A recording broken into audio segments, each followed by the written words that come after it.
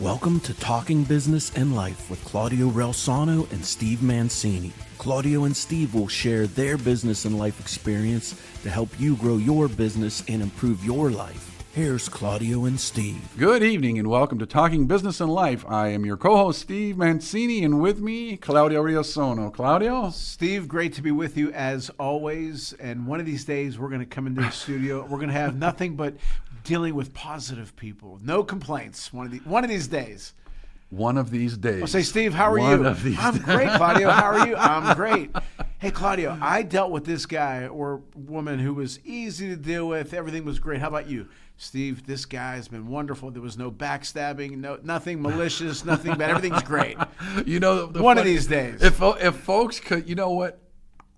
Part of me wants to have like a secret camera before the show, but I'm like, I think a lot of people might tune out. But on the other hand, people might tune in. They might tune in. Everybody goes, yay, drama, yay. Well, and it's not between us. No, we actually get along well.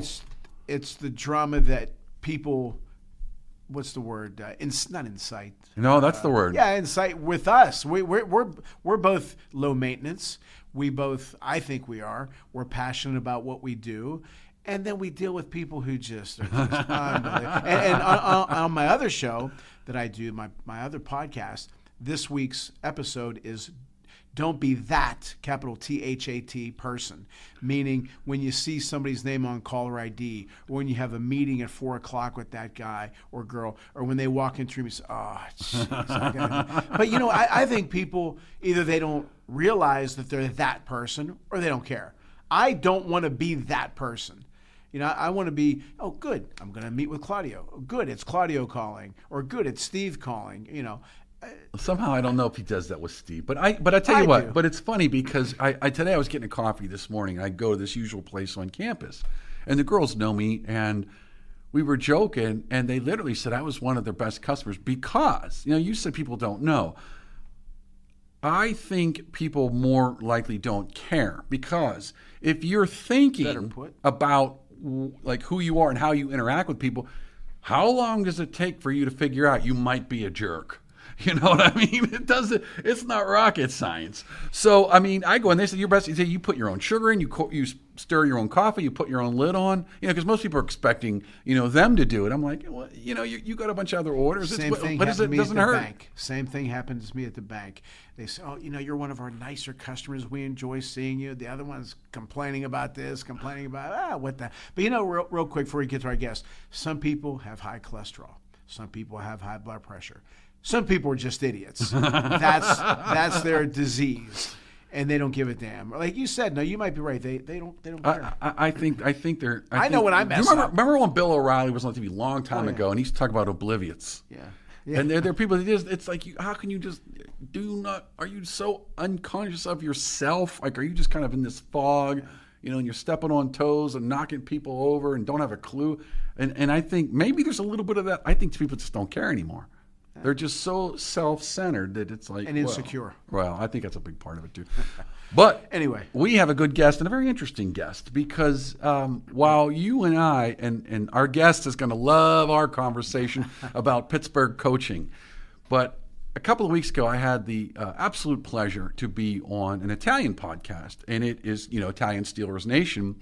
And they are a group in Italy that is actually recognized as being kind of one of the official fan clubs out of Italy. And I'm going to introduce you in a second, Motto. Don't worry. But I wanted to tell you a story. We did this podcast, and it was right after Mike Tomlin quit. I'm going to go to Claudio while he laughs. Very good. I'm controlling the camera. So right after he quit. But, you know, talking with them, but it was so interesting to hear opinions of people outside of Pittsburgh about the Steelers, and we're going to talk about that. But I think when you live here and you kind of see all of the dirt with the organization versus when you're out of the area and you only get to see on the Sundays, it's a very different view. But without further ado, I would like to introduce Mauro from Italian Steeler Nation. Mauro, come va? Hello, good evening, everyone. Molto bene, thank you, Steve. And you, how about you guys? Is everything okay from the other side of the pond? Everything's good. It was great talking to you before the show, and thank you so much for being on the show. This is going to be very interesting for sure. My pleasure, absolutely. Now, I'm going to start off with kind of the $64,000 question. How does someone in Italy become a Steelers fan? Let's start there. Well, I can cut the cheese and say, why not? I mean, why not the Steelers? It's the best team in the world, isn't it? Okay, this is Um, proof that he's getting biased. Fake news, motto. Fake news. yeah, absolutely. But I'm biased. But thing is, when you see Steelers history really resonates with lots of Italians because it talks about resilience and hard work, and it's all teams that very very um, yeah, really good values for the Italians itself. And then beside, you grow up with the history of the Pittsburgh Steelers, that kind of myth, that kind of legend, that narrative. That although I think even other teams they have it, but they don't have it as strong as the Steelers. So I mean, there's no other reason why not to be a fan of the Pittsburgh Steelers, to be honest. Mauro, the Italians have a connection to the Steelers way back, Franco Harris. And Franco's Italian army. Then they had a kicker named Roy Girella, both extremely popular, but Franco Harris was a Hall of Famer and just a legend. But one thing I never liked when they said Dallas Cowboys were America's team. Well, go ahead, you can keep that. But in my opinion, the Steelers are the world's team. I mean, everywhere they go, whether it was in Ireland and obviously here in the States, the fans take over with the terrible towel. But now you're telling me about Italy, and then you hear about different fan clubs all over the world. So would you agree with that statement? The Dallas Cowboys, which I don't agree with, might be America's team, but the Steelers are the world's team. Well, when people say Dallas is America's team, I always remind them what the Chief said, what he said. You know, we are the Pittsburgh Steelers because we also need to remember that name, that America's team, was actually assigned to the Steelers first, and was the chief that actually said, "Well, really, we already representing Pittsburgh, so why we need to be the America's team?" You know. So that's the first thing. Second, I think, yeah, fair enough. Dallas has a huge fan base all over the world, but we as a Steelers fans, we make feels our voice. To be honest, here in Europe, there are so many groups really all over nations. I mean, there is a Steelers Deutschland, which is one of the biggest fan bases that you got here in Europe. There's Hungary, Spain, whatever. I mean, as I said, I think the values that the Steelers communicate really resonates with lots of people here in Europe. And nowadays, you can say that actually you see more Steelers fans than actually Dallas Cowboys, at least abroad, to be honest. Let me ask you. You brought up a couple of different countries, and I didn't even realize that. So what was the UK? You go from fan to starting at an almost an organization, which is very popular in that region, and then there's other countries that have these. What kind of inspired you to start the actual Steeler Nation, the formal club? Well, first is the craving of news that you want to share with other people about, your favorite football team. And then there is also trying to correct the misconception that you might have about your team. I make the example of Italy. Italy has an history of American football. It's quite recent. It's more about 80s, 90s. So if you go in Italy, for example, you might have the majority of funds are for the San Francisco 49ers because, that was the team at the time. Or maybe Dallas Cowboys of the middle 90s. And then after, there is us anyway. But you can see that so many people that talk about the Steelers are just using cliche.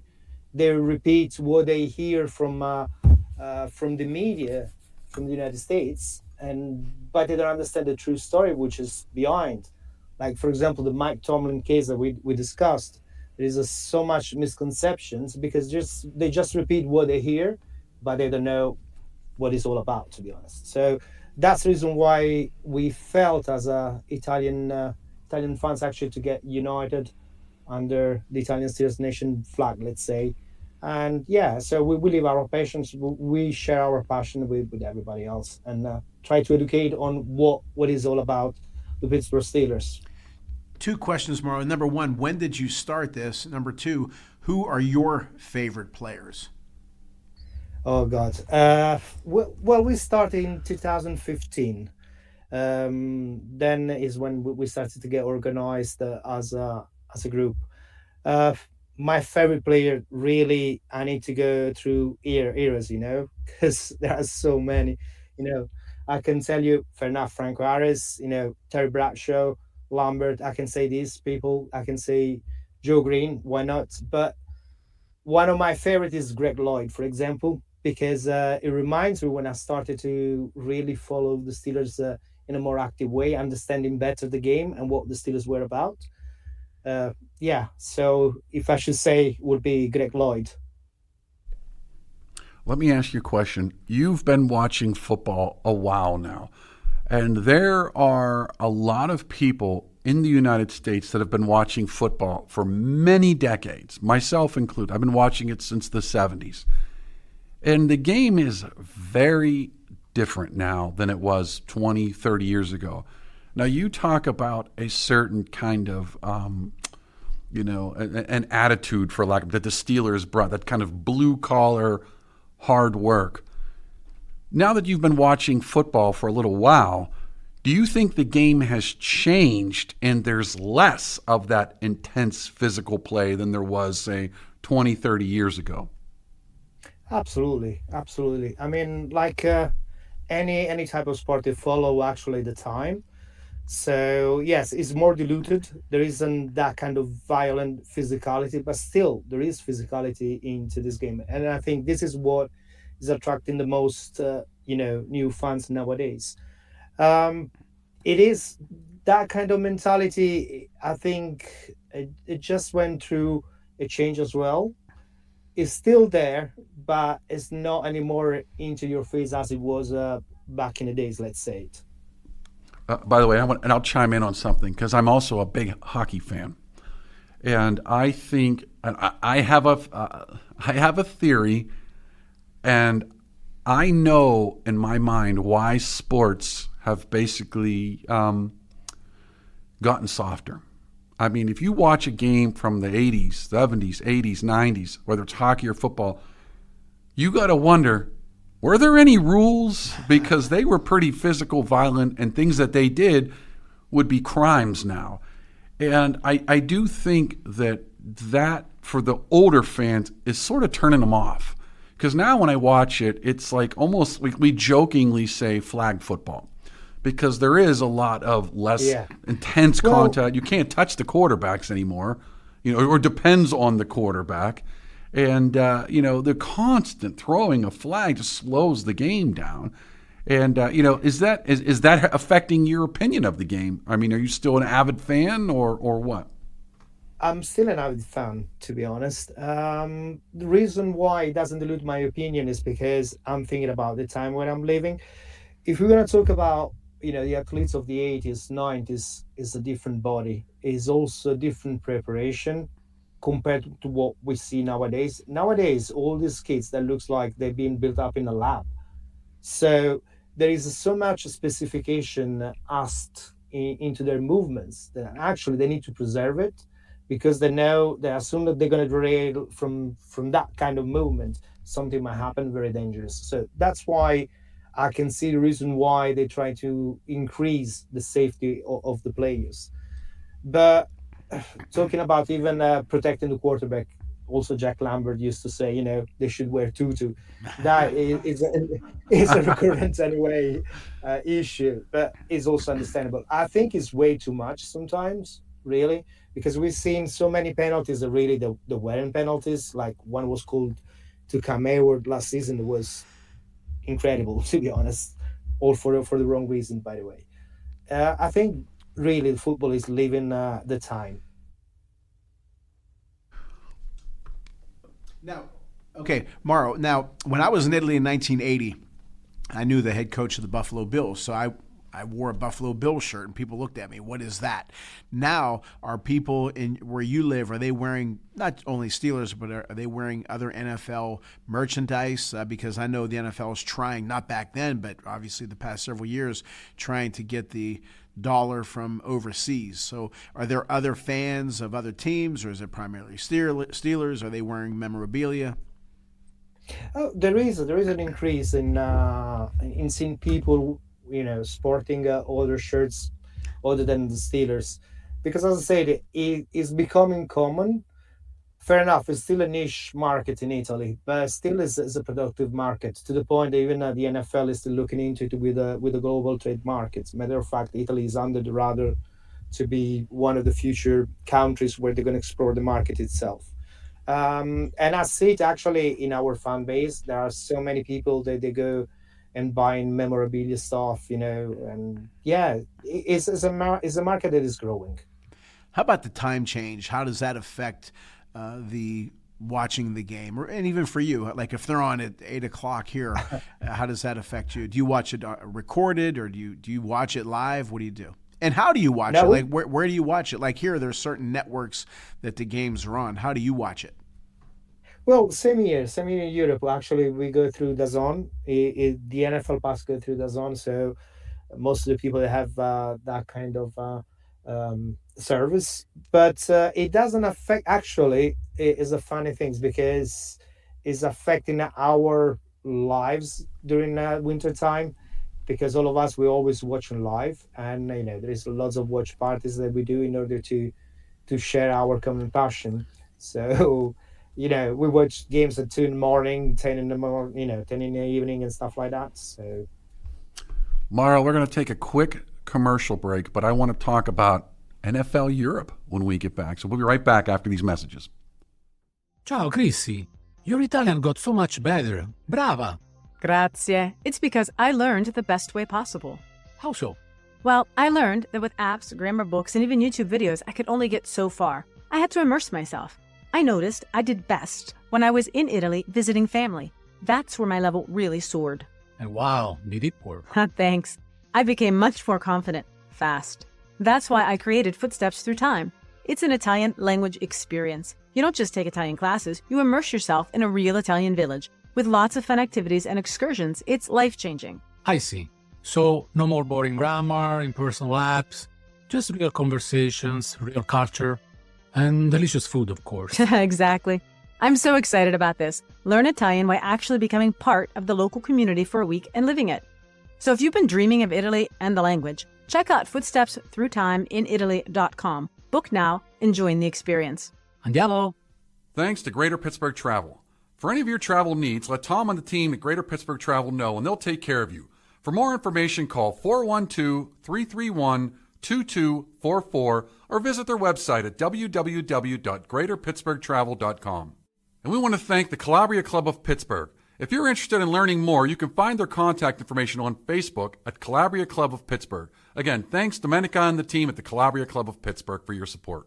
Hello, everyone. My name is Claudio Relsano, and I'm the author of the book, Lead from the Heart Up, Not the Neck Up, How to Create a Positive Winning Culture on the Field and in the Office. My years as a head baseball coach and a general manager of a pro baseball scouting company, I know that my leadership experiences that I've included in this book will help you become a better leader. You can get the book at ClaudioRelsano.com. Speaking of ClaudioRelsano.com, you can listen to my show, The Claudio Relsano Show, where I've interviewed such legends as Mario Andretti, Dick Vermeil, Rocky Blyer, and many, many others. And I also have an entrepreneurial program there talking about my entrepreneurial experiences. So hopefully that'll help you, and hopefully you will enjoy that. And also, Sports Corner, hosted by Ralph Williams, co-host with myself, Jim Frazier, and Luther Dupree Jr. We appear on 92.5 FM, 1250 AM, The Answer, Salem Radio, every Saturday here in Pittsburgh, 2 p.m. to 3 p.m. I hope you enjoy the show. I hope you enjoy all the shows, and I hope you enjoy my book. We'd also like to thank Chris Gonzalez from the Knights of Columbus. If you have any questions about joining the Knights of Columbus, reach out to Chris Gonzalez at 412-605-9074. All right, Mauro, welcome back, everyone. And Mauro, I got to ask you a question before we went on break. I mentioned NFL Europe. Now, there are a lot of fans in Europe that are really passionate. Obviously, you guys are passionate about the Steelers, and there are other other sports teams from both the NFL, from basketball, from whatever that they have these fan bases overseas. The NFL is an interesting one because they did have an NFL Europe. Why was that not accepted as much as it seems like the regular NFL is being accepted? Well, first because American football, as I say, is a sport that has put its roots in Europe very recently compared to the other sports. Because if you're going to talk about basketball, 50s, 60s, people were playing basketball. Uh, American football is something more new, like 70s, 80s in Europe, not talking about Italy. Um, Therefore, the format that was presented was something very alien to the European people at the time, because if you see every kind of sports, every kind of team sport in Europe, you have different leagues. You got a major league, you got a minor league. It doesn't matter if it's soccer, if it's volley, basketball, but works like that. So there's that kind of meritocracy where your team can go to the next league or can be relegated to the bottom league and so on and so forth. Uh, with the NFL Europe was first was like a niche market because the majority of the team they were like Northern European markets. I'm talking about the Netherlands, Germany, of course, and yeah, there was like a team in London, the London Monarchs, and a team in Spain to Barcelona, but that was it really. Uh, so the national leagues really they were growing at the time. I don't think they were prepared at the time, so that probably brought to the collapse of the NFL Europe. But then after there has been a resurgence where actually in Europe they created another another tournament, but recently they split in two different tournaments with two different leagues. And, it's the usual confusion that you got when you got so many countries that want to take part of it, but at the same time, business-wise, they don't find an agreement. So that's why it's a little bit confusing at the moment, the situation in Europe with American football. Do you foresee an NFL team relocating to somewhere in Europe, or what's more probable, an NFL Europe or an actual NFL team relocating to somewhere like London? Because, and I think the big thing is to go from, say, the East Coast to London, it's about 6-ish hours. If you go from New York to San Francisco, I think it's 5+ hours. So it makes it not crazy to say, we could possibly put a team in London, and it's only 8 away games. So they're flying back. And so maybe out of that 8, if they're playing 4 along the East Coast, it's a 6-8 hour plane ride. So it's not crazy. Very doable. Whereas if they put something in Central Europe, now you're an 8, 9, 10 hour plane ride. So what do you think's more likely, a team in Europe or NFL Europe coming back? Well, logistically speaking, of course, London. First, because I think is that the owner of the Jacksonville Jaguars, that has also interest in soccer in London. So that means there is a possibility there, really. Is he Premier League? Yeah, Premier League, I think, is a Fulham now. To be honest, I'm a kind of an atypical Italian because I don't follow soccer very much. Well, you are definitely not typical. My soccer really, my experience stays in the 80s, really, when I was a kid. But since then, I don't follow. But anyway, yes, I think is the owner of Fulham Football Club in London, or he had like a shares over there. And I think, yes, London makes more sense. First, because with all the NFL, games that they played abroad, usually there is always a game in London. There is lots of experience in there. And I think even in terms of mentality, because, it's Anglo-Saxon culture, it makes more sense. Although I wouldn't skip like 2 hours and having a game in Munich, for example, in Germany, because the fan base there, I think, is more passionate, and I think has more experience than actually. You think it's more passionate in Munich than London? Yes, To be honest, yes. But that, and again, it adds about what, another hour, hour and a half on the flight.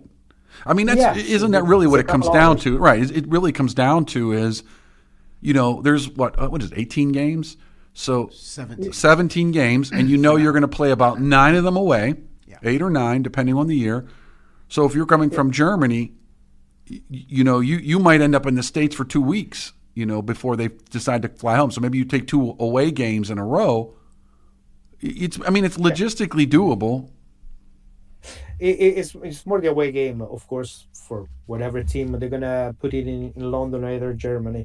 But from the other side, I mean, if I'm thinking from an American team perspective, actually it doesn't make a huge difference because it's as if every single team is gonna play one game abroad every single year.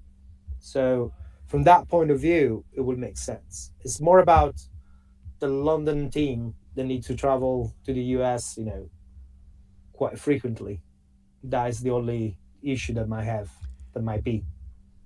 Mauro, a friend of mine is a co-owner of a team in Austria. There's several teams out that way.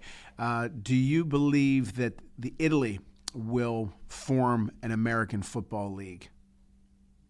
Well, Italy has a couple of football leagues actually.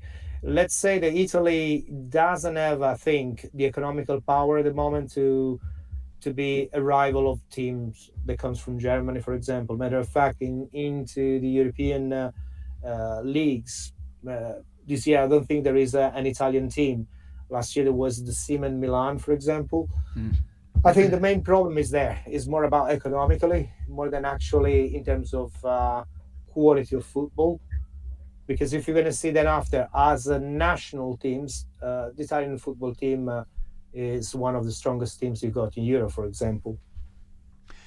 Now, here, especially the past several years, it's right out there about gambling. They have FanDuel, and there's a couple other ones. What is it, Steve? There's Bet Rivers, there's FanDuel. There's all kinds. Holy. Is gambling prevalent out there in Italy on games and even soccer? I mean, obviously soccer is huge there, but is gambling a big deal out that way?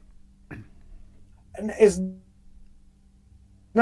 it is a big deal, but not such a big deal. I mean, is under control. It's not something they're going to take too much over the sport itself. I mean, every fans they will bet, but it's not something where you can build up a narrative on it. The irony, though, that you said that, because that to me was the biggest downfall of sports, was when the money jumped into the billions, and you were signing quarterbacks. What was that? Dak Prescott. What does he make? I want to say 60. So when you're he's right, he's all right. So when you're signing players, and some of these guys are making like on average 10, 12 million a year, and you figure your top players might be making 30, 40 million a year, and that's the draw for the audience. It's also the draw for the fantasy football, which is money, and regular gambling, which is money, and sponsorships, which is money. To me, that's what's driving the protect certain players, is the money. And that's why it's changed the game, in my opinion. I think that's part of it. There's another part of it that I won't get into because it'll offend at least half the audience. But let's just say for now, a big part of it was the gambling and the money just got so out of control. We just talked about Prescott. Yes, Can you imagine what a Bradshaw, a Staub, a Target, and a Namath would be Back making today? All right.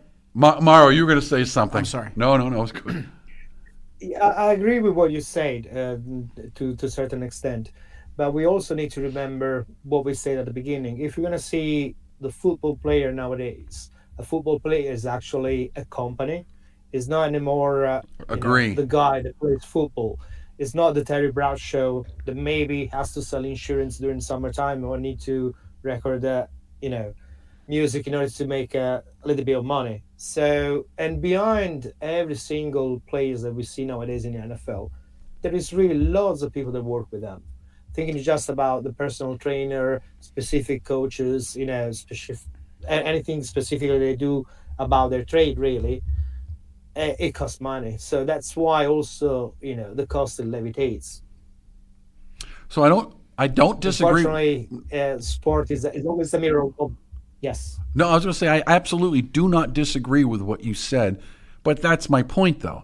It's transformed the sport now. Now it's like, well, be careful out there, and again, 20 years ago it's like, be careful. That wasn't what? They didn't care. So now let's start talking Steelers. Okay, that's what we're here for. And Mara, I'm gonna tell you something. And you and I talked about this on the show, and Claudio's heard me say this.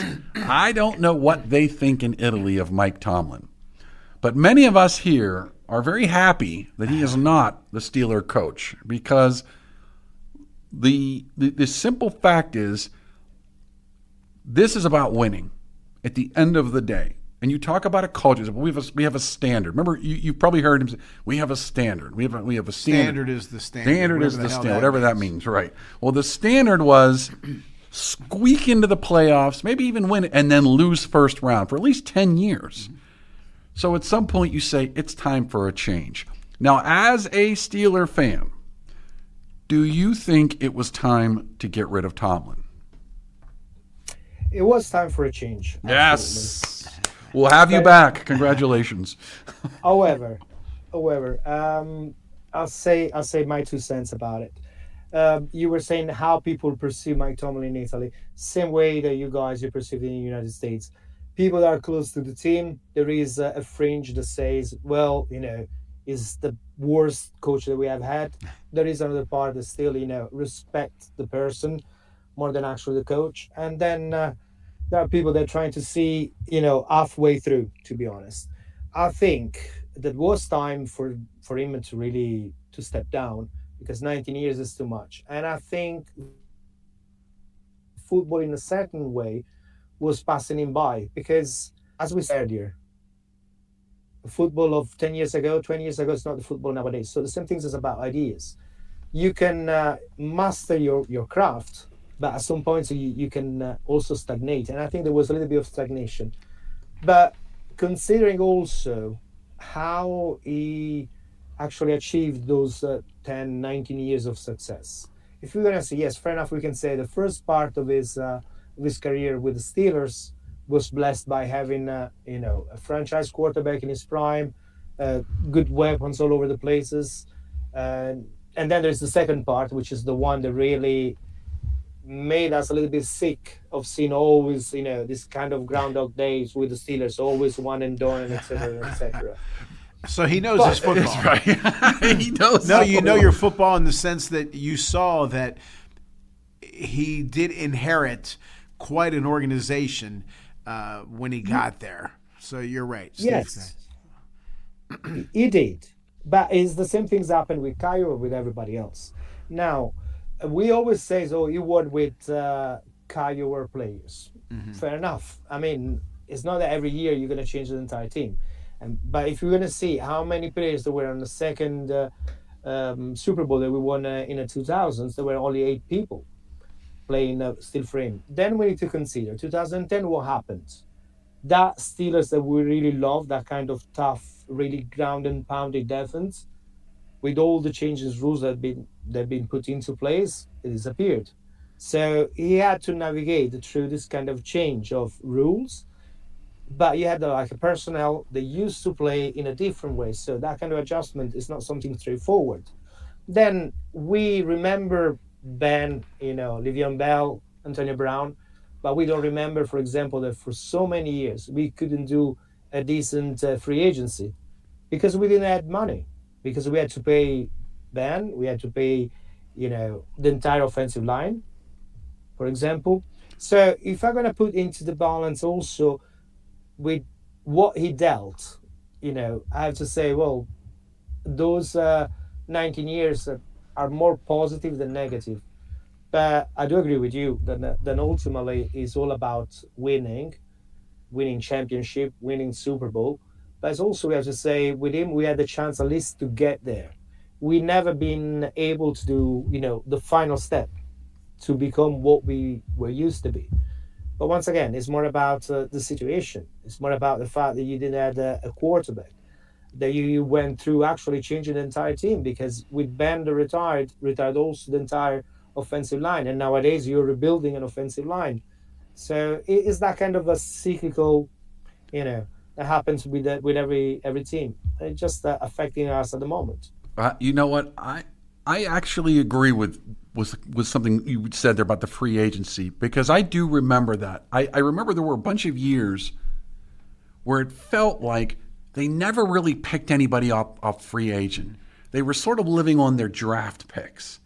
And to your point, Mauro, it's like, but that's the problem. The problem is the coach. And look, he had a lot of control over that roster. So he can't blame anybody but himself for a lot of that roster. So, but I don't disagree with you, because I don't think they did well in free agency.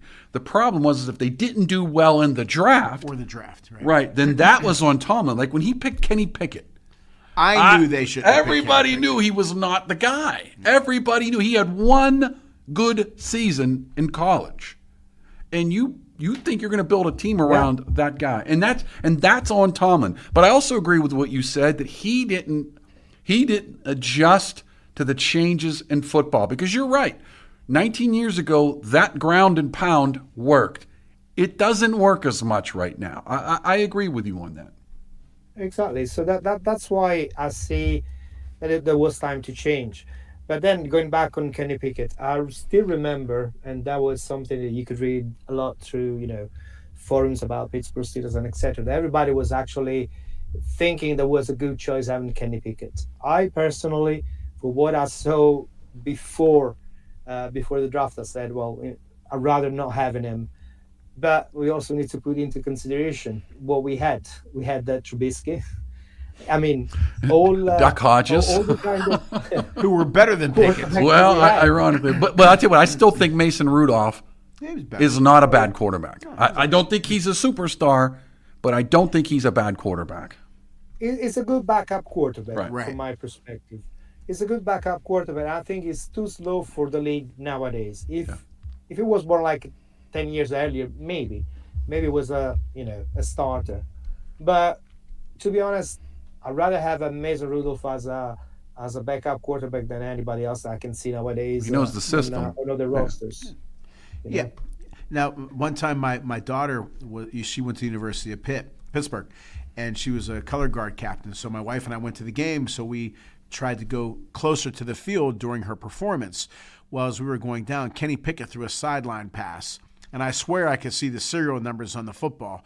And I remember telling my wife, I said, Dan Marino, when he threw a ball back then, or obviously when he played pro, got there in a hurry. I said, Pickett just isn't. He's not. He might be an okay backup. And then when the Steelers drafted him number 1, I was just shocked that they did that. But having said that, my uncle, who I told you prior to the show, now lives in Milano, and he's a humongous AC Milan fan. And if you ask him if he likes another team, he kind of gets a little edgy with you. And he's a wonderful man, but he does not. He's very passionate about AC Milan. So one time, Mauro, he called me like at 3 a.m. crying. So I said, "Oh my God, somebody passed away," because he was really crying hard. I said, "See, what's wrong?" And he said, "I'm vincuto." And I said, "Okay, they won." I said, "Okay, great. What the hell are you crying for?" But my question is, are the Steeler Nation, the people that you deal with, are they that passionate about the Steelers? Or maybe not yet? Or do you see that maybe down the road that they will be that passionate?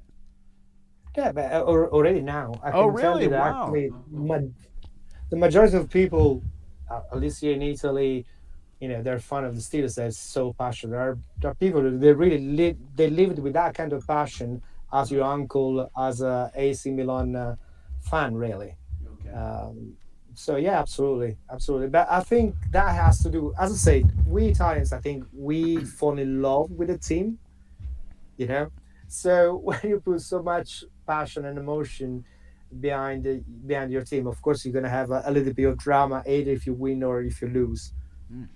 And by the way, I want to go back to something as far as, sometimes a coach may or may not be bad. I just didn't think Mike Tomlin was that good. But let's say he's not a bad coach. Mauro, to your point, though, at some point they get stale. It happens to every coach. Perfect example is the Pittsburgh Penguins. They got rid of Mike Sullivan. Mike Sullivan is not doing well with the Rangers, but the Rangers have some other issues. It's not, I don't think it's all coaching. But then he goes and wins gold in the Olympics. Yeah. So you can't say he's a bad coach because he won gold. But at the same time, he wasn't doing well with the Penguins. So Mara, I agree with you. Sometimes coaching matters, but if you're going to play a system, you have to have the players for that system. And I just did not think that Tomlin ever did that. In Mike Sullivan's case, I think he's not doing well in the Rangers because I think he's trying to do in New York what he was doing in Pittsburgh, and it didn't work here anymore because the game has changed. And you got to have the right players. Now, with that being said, they go out and they get Mike McCarthy. Mike McCarthy's another example. He's been around the league a long time. He hasn't won in a while.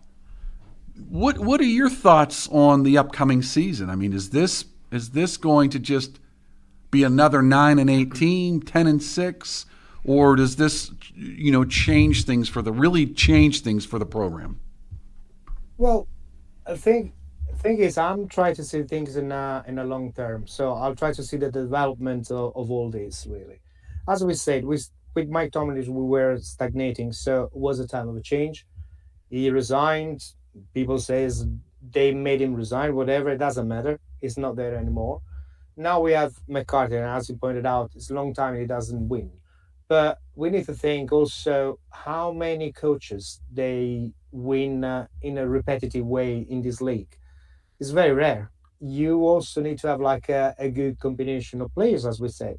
Chiefs before Patrick Mahomes, they weren't the Chiefs that we know nowadays, for example. So why I'm saying this, because if we're going to see McCarthy has said as an intermediate kind of coach. It's not something that we're going to see for 10, 15 years on our bench, honestly. And I think he's the right guy because, as you pointed out, he's been along into this league to really know would be is actually the best coach you can have in order to teach a little bit of an offensive mentality to a team that has none of it. And actually, we don't have much talent at the moment from that side of the team, really. So, as I said, it's more about hope. Hope that everything goes well. I don't see. Hope's not a It's plan. not a strategy. But Yeah, no, I don't see that season like a season where you go and compete for championship, maybe, no, right. but it's very remote. But you think it's a change? It's going to change. It's going to shift. It's going to shift our focus. By the way, we have one of the highest paid defense, and I don't think Ever. I think our defense isn't very good. And again, who's responsible? Well, you hit it on the head. He had his hands. He was. What do they call that? De facto. He was the general manager and the head coach. But Mauro, number one, we are both impressed with your football knowledge. Number one. Number two, I'm going to ask you a kind of a personal question. I grew up, as I told you prior to the show, my parents were from Italy. My dad, made sure we pointed out. Marino, Mario Andretti, Montana, Ferragamo, and basketball, Valvano, Patino, Calipari, Massimino, and baseball, DiMaggio, and boxing, Marciano, and Grazia, so on and so forth. So I gravitated to that, and I still, root for Italian coaches. I'm not anti anything, but if I see an Italian guy, I'm going to pull for him. Do you guys do that? If I don't know if there is an Italian on the Steelers, but in not just in football, but in sports, if you see an Italian coach or a player, do you kind of gravitate to him a little bit more? Do you pull for him a little bit more, or no? Oh yeah, absolutely. It's something very common in Italy, actually. To root for everybody that shows his or her roots really with Italy itself. Once again, Steelers is the classical example because, fair enough, we mentioned Harris at the beginning, but there were all those players of the 30s and 40s. So those Italo-American of the first, second generation that they built up not only the bridges with Pittsburgh itself, but they built up a kind of invisible bridge with Italy. So all these kind of things really resonates with us. So of course, we're gonna root for everybody that has an Italian surname. A matter of fact, we've been so impressed about the coaching staff nowadays because they're all kind of almost everybody's Italo American. If you're going to think about, everybody was on the McCarthy team.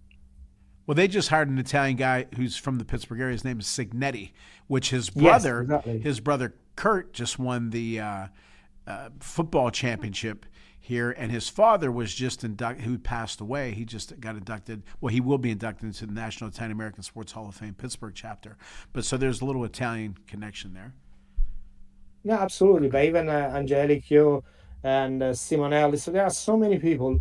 A matter of fact, that here in Italy, we are kind of curious about it. So it's strengthening a little bit, our ties with Pittsburgh from this point of view. All right, Mauro, before we head out, and first of all, I want to thank you again for all your time, but I got two kind of wrap-up questions for you. Number one, where can folks go listen to your podcast? And number two, the most important question, if Aaron Rodgers comes back, what is your prediction for next season? Well,